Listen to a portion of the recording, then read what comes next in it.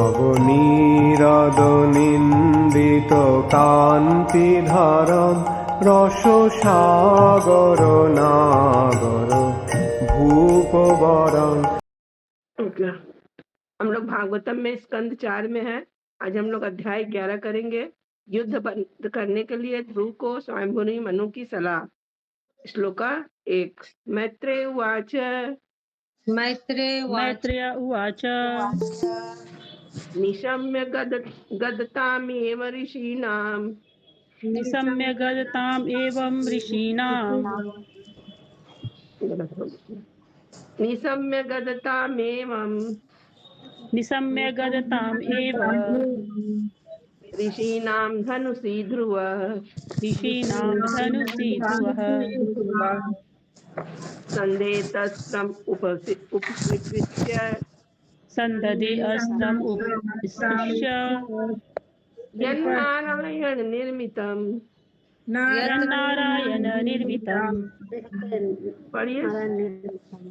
श्री मैत्रेय मुनि ने कहा, हे विदुर, जब ध्रुव महाराज ने ऋषियों के प्रेरक शब्द सुने तो उन्होंने जल लेकर आचमन किया और भगवान नारायण द्वारा निर्मित बाण लेकर उसे अपने धनुष पर चढ़ाया। तात्पर्य: ध्रुव महाराज को भगवान नारायण द्वारा स्वयं निर्मित विशेष बाण प्रदान किया गया था, अतः उन्होंने यक्षों द्वारा रची गई माया को दूर करने हेतु उसे धनुष पर चढ़ाया, जैसा कि श्रीमद् भगवद गीता 7.14 में कहा गया है। माँ मेवे ये प्रपंते माया मेंता तरंतति ते। बिना पूर्ण पुरुषोत्तम भगवान नारायण के कोई भी माया के कर्म को जीत पाने में समर्थ नहीं है। श्री चैतन्य महाप्रभु ने भी इस युग के लिए एक अच्छा अस्त्र प्रदान किया है, जैसा का श्रीमद् भागवतम में कथित है, संगोपांग शस्त्र। इस युग में माया को भगाने का नारायण शस्त्र हरे कृष्ण मंत्र का जप है, जिस पर भगवान श्री चैतन्य के पार्षद अद्वैत प्रभु नित्यानंद, गदाधर तथा श्रीवास ने बल दिया है। हरे कृष्णा।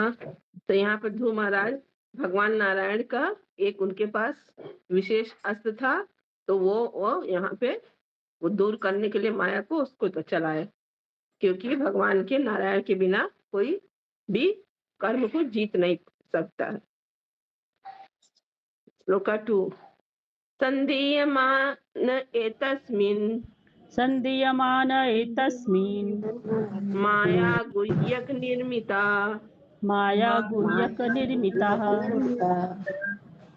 क्षिप्रं विनेषु विदुर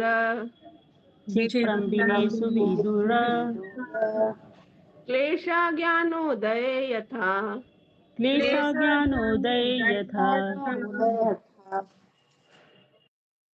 ज्यों ही ध्रुव महाराज ने अपने धनुष पर नारायण शस्त्र को चढ़ाया, त्यों ही यक्षों द्वारा रची गई सारी माया उसी प्रकार तुरंत दूर हो गई, जिस प्रकार की आत्मज्ञान होने पर समस्त भौतिक क्लेश तथा भौतिक सुख विनष्ट हो जाते हैं। तात्पर्य: भगवान श्री कृष्ण सूर्य की भांति है और माया अर्थात श्री कृष्ण की भ्रामक शक्ति अंधकार के तुल्य है। अंधकार का अर्थ है प्रकाश का अभाव और उसी प्रकार माया का अर्थ है कृष्ण चेतना का अभाव। प्रकाश श्री कृष्ण चेतना तथा माया सदैव आसपास रहते हैं। जो ही कृष्ण चेतना जागृत हो जाती है, तो ही समस्त माया जनित भौतिक कष्ट तथा सुख दूर हो जाते हैं। माया मेंता तरंतति ते महामंत्र का निरंतर जप माया के भ्रामक शक्ति से हमें सदैव दूर रखता है। हरे कृष्ण। श्लोका है 7.14। देवी ऐसा गुणमयी मम माया दुरत्या। हाँ रेखा माता जी बोलिए। हरे कृष्ण माता जी। सांगोपांगम मतलब कि जो महाप्रभु के साथ जो पार्षद प्रकट हुए थे उन्हीं को सांगोपांगम कहा जाता है माता जी, जैसे अद्वैत प्रभु नित्यानंद। हाँ। ओके माता जी, थैंक यू। तो देवी ऐसा गुणमयी माया दुरत्या, ये जो महामंत्र है वो माया की शक्ति जब भगवान मामे में प्रपद्यन्ते माया में तम तरन्ते थे, तो हम लोग यदि जप करते हैं तो माया की शक्ति से हम लोग दूर हो जाते हैं। और भगवान कृष्ण जो है सूर्य की भांति है, माया अंधकार के समान है। ये भी चैतन्य चरितामृत में एक श्लोका है। तो दोनों आसपास ही रहते हैं, ये दोनों माया और अंधकार भी। लेकिन हम लोग यदि भक्ति करेंगे तो माया चली जाएगी, भौतिक क्लेश, और ये सूर्य की भांति कृष्ण का हम लोग का जीवन में भक्ति आ जाएगी। श्लोका 3। तस्य आशस्त्रम नहीं, तस्य आशस्त्रम धनुषी प्रयुज्यत, तस्याशास्त्रं धनुषे प्रयुञ्जतः सुवर्णपुखा कलहंस वासस, सुवर्णपुङ्खाकलहंसवाससः विनिश्रिता विशुद्धिर्दलम्, विनिश्रिता विशुद्धिर्दलम्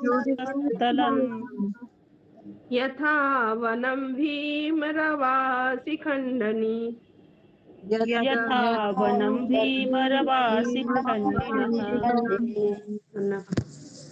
ध्रुव महाराज ने ज्यों ही अपने धनुष पर नारायण ऋषि द्वारा निर्मित अस्त्र को चढ़ाया, उससे सुनहरे फलों वाले तथा हंस के पंखों वाले बाण बाहर निकलने लगे। वे फुटकार करते हुए शत्रु के सैनिकों को उसी प्रकार भेदने लगे जिस प्रकार मोर केका ध्वनि करते हुए जंगल में प्रवेश करते हैं। तो नारायण अस्त्र ऐसा था, उससे फल निकल रहा था। और पंख वाले बाण हंस के पंखों के समान, जैसे हंस के पंख होते हैं वैसा बाण में था। श्लोका 4। किसी का कोई क्वेश्चन है? हरे कृष्णा माता जी, नारायण ऋषि बोला गया है, नारायण ऋषि द्वारा यहाँ पर, लेकिन भगवान नारायण भगवान लिखा था। भगवान नारायण द्वारा स्वयं निर्मित विशेष बाण प्रदान किया। पहला श्लोक में नारायण भगवान है और तीसरे श्लोक में नारायण ऋषि हैं। नारायण ऋषि है, ये हमको भी नहीं समझ में आया कि दोनों जगह क्यों दो ठो है। नारायण ऋषि द्वारा मतलब नारायण अस्त्र नारायण ऋषि दिए होंगे, क्योंकि लिखा है ना यहाँ पे अस्त्र मतलब नारायण ऋषि द्वारा प्रदत्त हथियार। तो नारायण जो अस्त्र था वो ऋषि दिए होंगे, ऋषि लोग आए थे ना, इसलिए हम लोग पढ़े थे श्लोका में, ऋषि लोग आके उनको समझाए थे और भगवान का नाम बोले थे। पवित्र नाम का श्रवण मात्र से अनेक भयानक मृत्यु से रक्षा पा सकते हैं, तो वही अस्त्र दिए होंगे, इसीलिए यहाँ पे नारायण ऋषि द्वारा निर्मित। श्लोका 4। तैतिग्मधारै प्रधनै शिलीमुखै, तैस्तिग्मधारै प्रधने शिलीमुखै, इतस्ततः पुण्यजना उपद्रुताः, धृतस्ततः पुण्यजना उपधृतः, अभयधानं कुपिता उदायुधा, निर्कुपिता उदायुधाः, सुपर्णम् उन्नतफणायिवायः, सुपर्णमुन्नतफणायिवाहयः। उन तीखी धार वाले बाणों ने शत्रु के सैनिकों को विचलित कर दिया और वे प्रायः मूर्छित हो गए। किंतु ध्रुव महाराज से क्रुद्ध होकर कुछ यक्षगण युद्ध क्षेत्र में किसी न किसी प्रकार अपने अपने हथियार लेकर एकत्र हो गए और उन्होंने आक्रमण कर दिया। जिस प्रकार गरुड़ के छेड़ने पर सर्प अपना अपना फन उठाकर गरुड़ की ओर दौड़ते हैं, उसी प्रकार समस्त यक्ष सैनिक अपने अपने हथियार उठाए ध्रुव महाराज को जीतने की तैयारी करने लगे।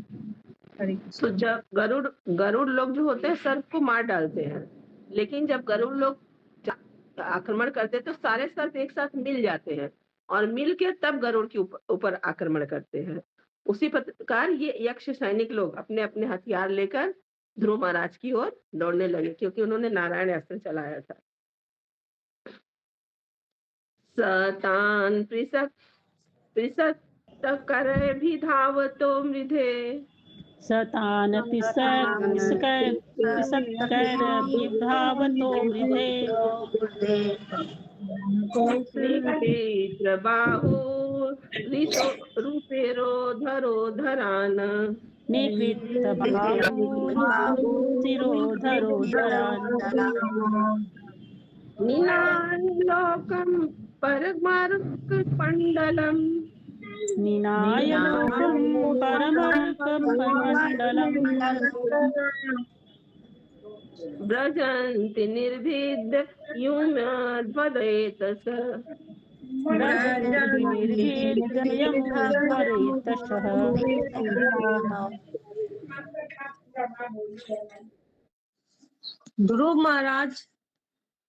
जब ध्रुव महाराज ने यक्षों को आगे बढ़ते देखा तो उन्होंने तुरंत बाणों को चढ़ा लिया और शत्रुओं को खंड खंड कर डाला।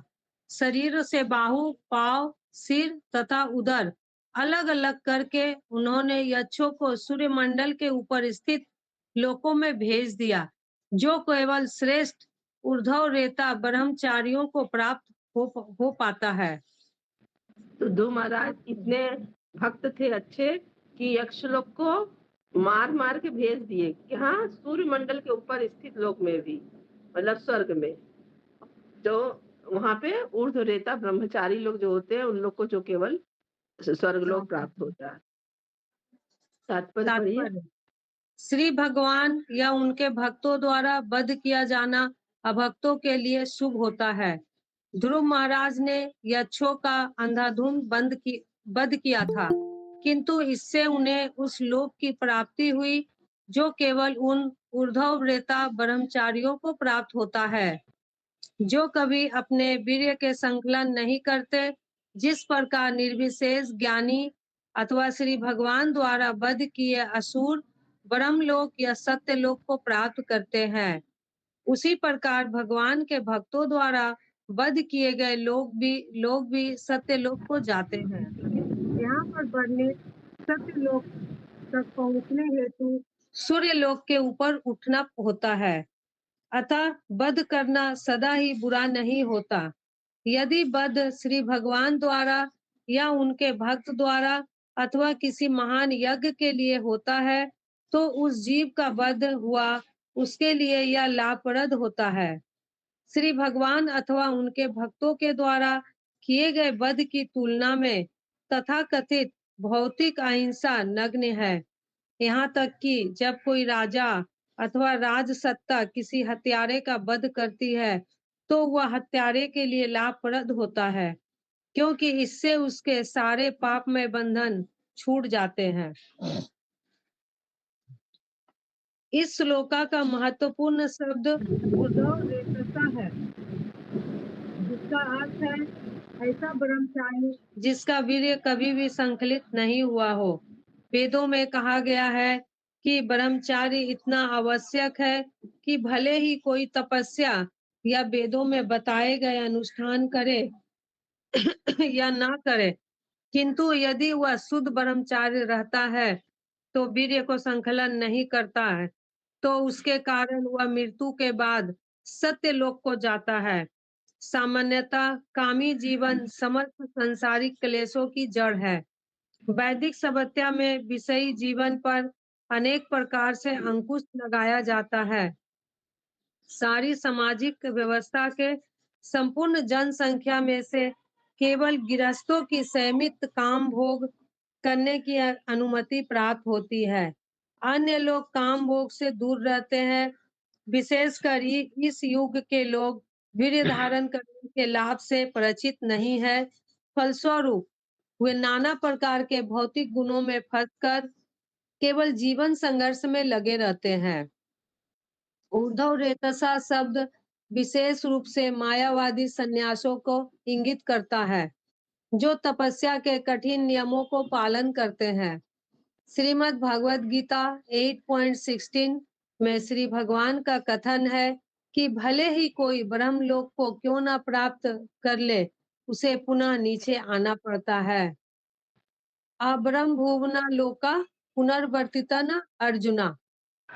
फलतः वास्तविक मुक्ति तो केवल भक्ति द्वारा ही प्राप्त की जा सकती है, क्योंकि मुक्ति से मनुष्य ब्रह्मलोक से भी ऊपर आध्यात्मिक विश्व भक्ति में से, जा सकता है। भक्ति से लिखा है माता जी, क्योंकि भक्ति से मनुष्य। हाँ, क्योंकि भक्ति से मनुष्य ब्रह्मलोक से भी ऊपर आध्यात्मिक विश्व में जा सकता है, जहाँ से वह पुनः कभी नहीं लौटता। मायावादी सन्यासियों को मुक्त होने का बहुत गर्व रहता है, किंतु वास्तविक मुक्ति तब तक प्राप्त नहीं हो सकती जब तक मनुष्य श्री भगवान की भक्ति में सेवा करके उनके संपर्क में न रहे। कहा गया है, हरि बिना न स्मृति तरंती। भगवान श्री कृष्ण की कृपा के बिना किसी को मुक्ति नहीं मिल सकती। हरे कृष्ण। तो यहाँ पे देखिए इस श्लोक तात्पर्य में श्रील प्रभुपाद जी बोले, भगवान या उनके भक्त किसी के द्वारा भी अभक्त का यदि वध होता है तो वो सीधे वहां स्वर्ग लोक, सत्य लोक में जाता है, जहाँ पे ऊर्ध्वरेता ब्रह्मचारियों को लोक प्राप्त होती है। तो ऊर्ध्वरेता ब्रह्मचारियों का यहाँ पर अर्थ दिया हुआ है कि ब्रह्मचारी ऐसा जिसका वीर कभी भी स्खलित नहीं हुआ हो। किसी का कोई क्वेश्चन है इसमें तात्पर्य से? जी, यहाँ पे मतलब ये ब्रह्मचारी मायावादी ब्रह्मचारी के हैं, सन्यासी नहीं नहीं नहीं नहीं, जो कभी ऊर्ध्व रेतसा शब्द विशेष रूप से मायावादी सन्यासियों को इंगित करता है, जो तपस्या के कठिन नियमों को पालन करते हैं। हाँ, ऐसा लिखा तो है, लेकिन फिर तो नीचे भी तो लिखा है कि जिसका अर्थ ब्रह्मचारी जिसका वीर कभी भी स्खलित नहीं हो। वेदों में कहा गया है कि ब्रह्मचारी इतना आवश्यक है, भले ही कोई तपस्या या वेदों में बताए गए अनुष्ठान करे न करे। तो यदि ऐसा मायावादी टाइप के ही होंगे, क्योंकि वो ही लोग तो सत्य लोक को जाता है, ये भी तो लिखा है, तो उसके कारण वह मृत्यु के पश्चात सत्य लोक को जाता है। हाँ, तो मायावादी सन्यासी हुए मतलब। हाँ, तो वहाँ मतलब इनको शत्रुओं को भेजे थे मायावादी सन्यासी। हाँ। तब श्लोक 6 यहाँ ये श्लोक भी तो दिया, आ ब्रह्मन भुवनालोका पुनरावर्तिनो अर्जुन। मतलब कोई भी ब्रह्म लोक से निम्नतम लोक जितना लोग है सब दुखों का घर है, इसलिए कोई भी वहां से जाके फिर लौट के फिर आता ही है।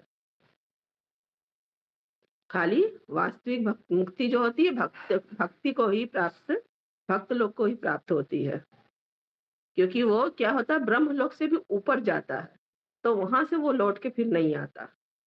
और ये लोग ब्रह्म लोक सत्य लोक तक ही जा पाते थे, फिर इन लोग को लौट के आना पड़ता है।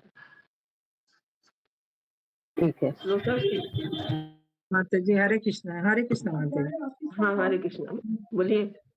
वैदिक सभ्यता में विषयी जीवन पर अनेक प्रकार से अंकुश लगा रहता था। सारी सामाजिक व्यवस्था की संपूर्ण जनसंख्या में से केवल गृहस्थ को संयमित काम भोग करने की अनुमति प्राप्त, अन्य सभी काम भोग से दूर रहते हैं। विशेषकर इस युग के लोग बीज धारण करने के लाभ से परिचित नहीं है। ये क्या हुआ माता जी, तो समझ नहीं। तो सारी सामाजिक व्यवस्था क्या होता है, जनसंख्या में से केवल गृहस्थों को, जितना जनसंख्या है उसमें गृहस्थ लोग को जो होता है उसी को काम करने की अनुमति होती है। ब्रह्मचारी को नहीं होती है, वानप्रस्थ को नहीं होती है, सन्यासी को नहीं होती है। सिर्फ ये गृहस्थ लोग ही काम को कर सकते हैं, अन्य सभी काम भोग से दूर रहते हैं। मतलब ये तीनों लोग काम भोग से दूर रहते हैं। लेकिन इस युग में जो होता है लोग है, वो लोग क्या करते हैं, वीर कोई धारण कर सकता है, जैसे लिखा है ऊर्ध्वरेतस से का अर्थ कोई धारण नहीं कर सकता है, तो इसलिए इस सब से वो परिचित ही नहीं है। वो लोग सिर्फ क्या करते हैं, ये मायावादी नाना प्रकार के भौतिक गुण में फंस जाता है, इधर उधर करता रहता है और जीवन संघर्ष में लगा हुआ है। समझ में आ गया माता जी? ठीक है। श्लोक 6 तान हन्यमानान् विवीक्ष्य गुह्यका तान् हन्यमानान् विविच्य गुह्यकरा अनागस चित्ररथेन भूरिशः नानागसचित्रेण भूरिशः औत्तानपादिं कृपया पितामहो औतानपादिं कृपया पितामहो मनु जगतातो प्रगत सहर्षिभिः मनु जगातो भगत सहर्षिभिः। जब स्वयंभू मनु ने देखा कि उनका पौत्र ध्रुव ऐसे अनेक यक्षों का वध कर रहा है जो वास्तव में अपराधी नहीं है, तो वे अपनी महान करुणावश ऋषियों के साथ लेकर ध्रुव के पास उन्हें सदुपदेश देने गए। तो यहाँ पे उनके दादाजी आए औतानपाद। ध्रुव महाराज ने, तात्पर्य पढ़े माता जी? हाँ पढ़िए। ध्रुव महाराज ने यक्षों की पूरी अलकापुरी पर इसलिए आक्रमण कर दिया था क्योंकि उनमें से किसी यक्ष ने उनके भाई का वध कर दिया था। वास्तव में समस्त निवासी उनके भाई उत्तम का वध करने हेतु उत्तरदायी नहीं थे, क्योंकि वध तो एक ही यक्ष ने किया था, किंतु यक्षों द्वारा अपने भाई का वध होने से ध्रुव महाराज ने गंभीर कार्रवाई की थी। युद्ध घोषित हो गया था और लड़ाई चल रही थी। आज के समय में भी कभी कभी ऐसा होता है, क्योंकि एक व्यक्ति की त्रुटि के कारण कभी कभी सारे राज्य पर धावा बोल दिया जाता है। मनुष्य जाति के पिता तथा विधि निर्माता स्वयं मनु ने ऐसे सामूहिक धावे की अनुमति नहीं दी है, इसलिए वे चाहते थे कि उनका पौत्र अन्य यक्षों को न मारे क्योंकि वे अपराधी नहीं थे। तो उनके दादा जो थे स्वयंभू मनु, वो आए और उनको ये अच्छा नहीं लगा कि एक यक्ष की गलती के लिए सारे यक्षों का वध कर रहे थे ध्रुव महाराज। तो ये यहाँ पर समझाएंगे अब। श्लोका 7। मनु उवाच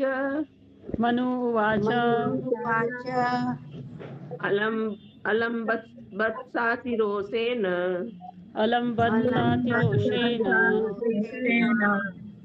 तम उद्धारेण पाप्मना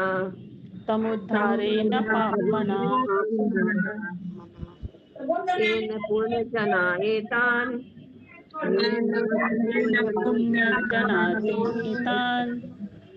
अवधीत्वम् अनागस।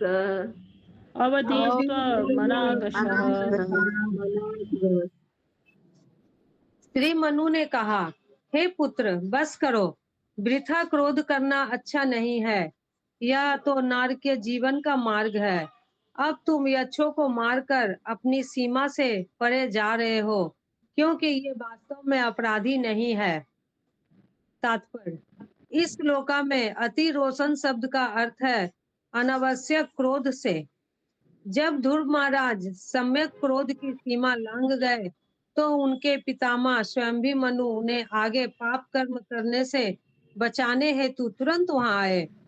इससे हम समझ सकते हैं कि वध करना बुरा नहीं, किंतु जब वृथा ही वध किया जाए अथवा जब अपराध रहित व्यक्ति को मार दिया जाए, तो ऐसे वध से नरक का मार्ग खुलता है। महान भक्त होने के कारण ध्रुव महाराज ऐसे पाप कर्म से बचा लिए गए।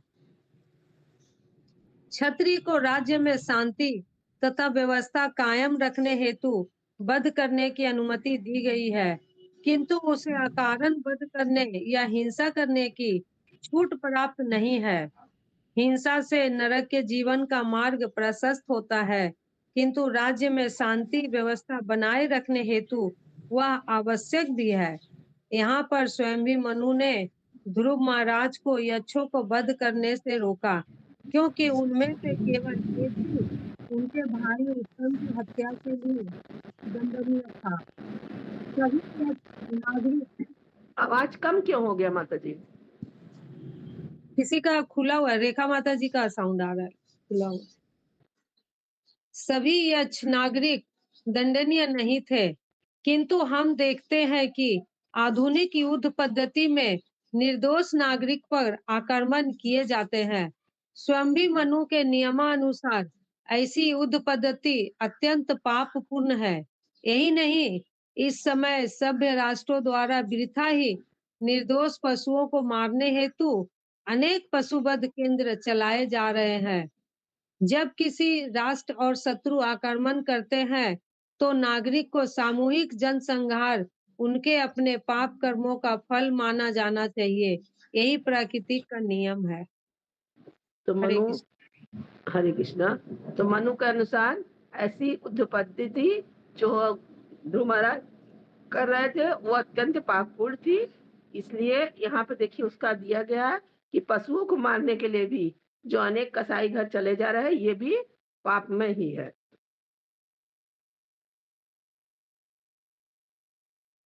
श्लोका 8 नामस्तकुलोचितं तात नामस्तकुलोचितं तात कर्मे तत्सद्विगर्हितं कर्म तत्सद्विगर्हितं बधो यद् उपदेवानां बधो देवानां आरब्ध ते अकृतने अनेन साम आरब्धते कृत हे पुत्र, तुम निर्दोष यक्षों को जो यह वध कर रहे हो वह न तो अधिकृत पुरुषों द्वारा स्वीकार्य है और न यह हमारे कुल को शोभा देने वाला है, क्योंकि तुमसे आशा की जाती है कि तुम धर्म तथा अधर्म के विधानों को जानो। हरे कृष्ण। तो स्वयं मनु अपने पुत्र को समझा रहे हैं कि वो धर्म और अधर्म की विधि को जाने। वो ये इतना ज्यादा वध करना ये अच्छा नहीं। श्लोका 9 नन्वेकस्य अपराधेन अपराधेन प्रसंगात बहवो हता प्रसंगात बहवो हताः भातुर्वधावित पेतेन भ्रातुर्वधाभितप्तेन त्वयाङ्ग भाति वत्सल त्वया अंगभ्रातृवत्सल।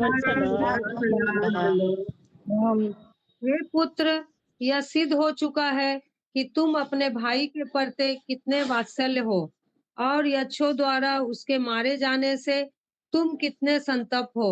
किंतु जरा सोचो तो कि केवल एक यक्ष के अपराध के कारण तुमने कितने अन्य निर्दोष यक्षों का वध कर दिया है। हरे कृष्ण। श्लोका 10 नायं मार्गो हि साधूनां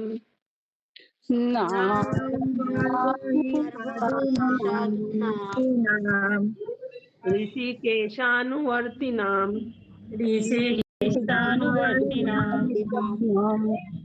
यदात्मानं पराग्रिय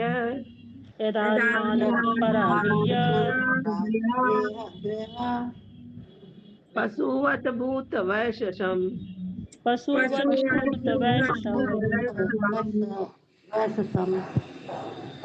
मनुष्य को चाहिए कि वह शरीर को आत्मा के रूप में स्वीकार ना करे और इस प्रकार पशुओं की भांति दूसरों को वध ना करे।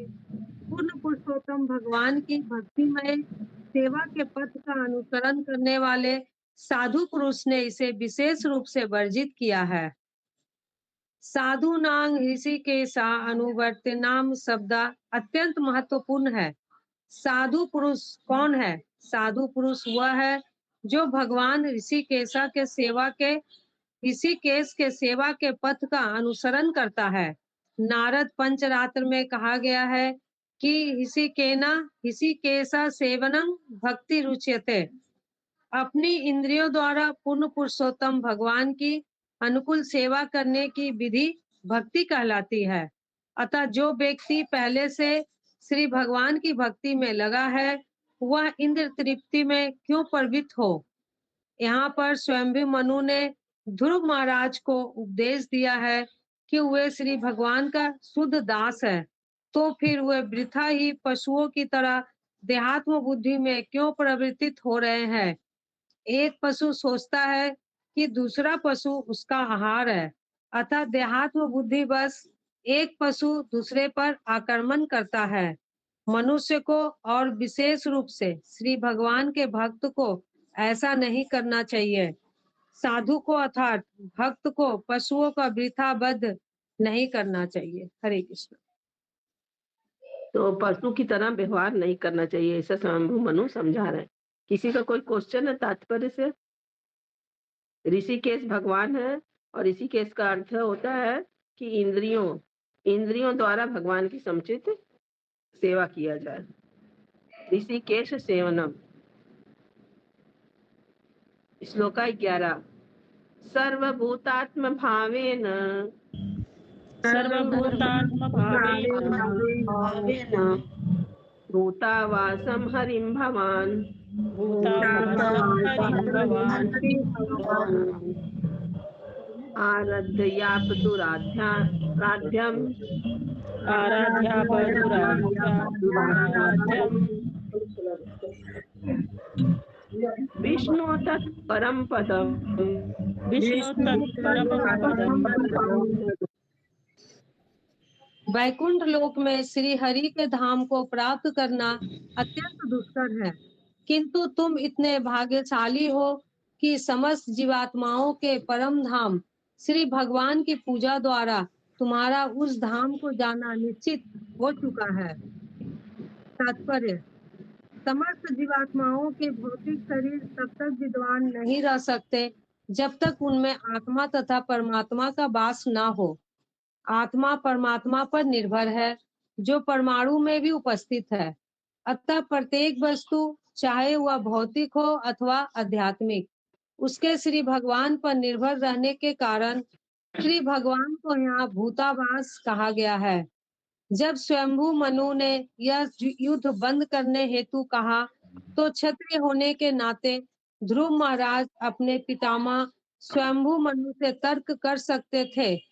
यद्यपि ध्रुव तर्क कर सकते थे कि क्षत्रिय होने के नाते वह इनका कर्तव्य था कि वे शत्रु से युद्ध करें, किंतु उन्हें यह सूचित किया गया कि चूंकि प्रत्येक जीवात्मा श्री भगवान का निवास स्थान है, अतः उसे मंदिर तुल्य माना जा सकता है। अतः किसी भी जीव की व्यर्थ हत्या की अनुमति नहीं दी जा सकती। हरे कृष्ण। तो सभी के शरीर में आत्मा का तथा परमात्मा दोनों का वास होता है, सभी के हृदय में। तो इसीलिए किसी भी मंदिर, हम लोग का जो शरीर है वो मंदिर के तुल्य है, तो किसी भी जीव की व्यर्थ हत्या नहीं करना चाहिए। भगवान पर निर्भर करने के कारण एक नाम है भूतावास, भगवान को कहा गया है। किसी का कोई क्वेश्चन है तात्पर्य से? आज का अंतिम श्लोक।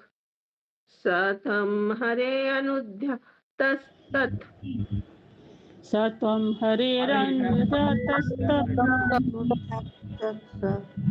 तत्पुंसामपि सम्मत तत्पुंसामपि कथं त्ववद्यं कृतवान् कथं त्ववद्यं कृतवान् अनुशिक्षण सतां व्रतम् अनुशिक्षण सतां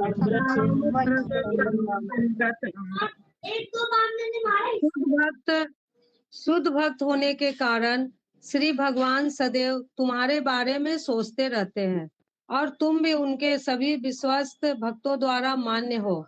तुम्हारा जीवन आदर्श आचरण के निमित्त है, अतः मुझे आश्चर्य हो रहा है कि तुम ऐसा निंदनीय कार्य क्यों कर रहे हो। तात्पर्य: ध्रुव महाराज शुद्ध भक्त थे और वे सदैव श्री भगवान का चिंतन करने के अभ्यस्त थे। श्री भगवान भी बदले में उन शुद्ध भक्तों के विषय में सोचते रहते हैं, जो 24 घंटे उन्हीं का चिंतन करते। जिस प्रकार शुद्ध भक्त श्री भगवान के अतिरिक्त अन्य कुछ भी नहीं जानता, उसी प्रकार श्री भगवान भी अपने शुद्ध भक्तों को छोड़कर और कुछ नहीं जानते। स्वयं भी मनु ने इस तथ्य की ओर ध्रुव महाराज का ध्यान आकर्षित किया। तुम न केवल शुद्ध भक्त हो, वरन श्री भगवान के समस्त शुद्ध भक्तों द्वारा मान्य भी हो। तुम्हें सदैव ऐसे आदर्श तरीके से कार्य करना चाहिए कि दूसरे तुमसे सीख ले सके। ऐसी परिस्थिति में वह आश्चर्यजनक है कि तुमने इतने सारे निर्दोष यक्षों का वध कर डाला है। हरे कृष्ण। तो यहाँ भी स्वयं मनु समझा रहे हैं ध्रुव महाराज को कि तुमने व्यर्थ ही इतना निर्दोष यक्ष का वध किया। तुमको ऐसा नहीं करना चाहिए, क्योंकि तुमको भगवान का चिंतन करते रहते हो हर समय, और भगवान भी तुम्हारे बारे में सोचते रहते हैं। श्रीमद् ग्रंथ भागवतम की जय। जय।